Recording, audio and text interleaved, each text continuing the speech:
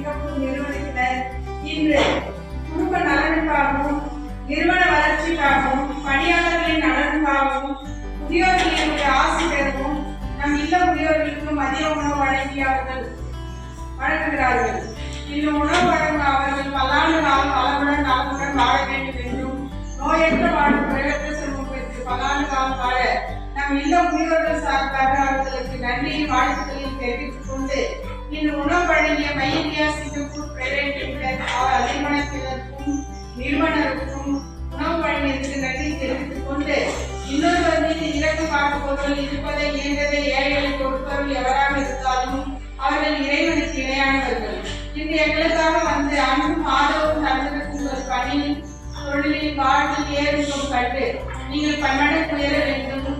ஒரு குடும்பத்தின் மகிழ்ச்சியும் செல்வம் நிலைத்திருக்க வேண்டும், நீடித்திருக்க வேண்டும். குற்றம் சூழ நீங்கள் வாழ்வாங்கு வாழும் தெய்வங்களான முதியோர்களின் பரிபூர்ண ஆசீர்வாதங்கள் என்று உங்களுக்கு பக்கத்துணையாக இருக்கும். பெற்றோர்களை நேசிக்கும் உங்களுக்கு மீண்டும் வர காலம் கணியட்டும். வாழ்க வளமுடன்.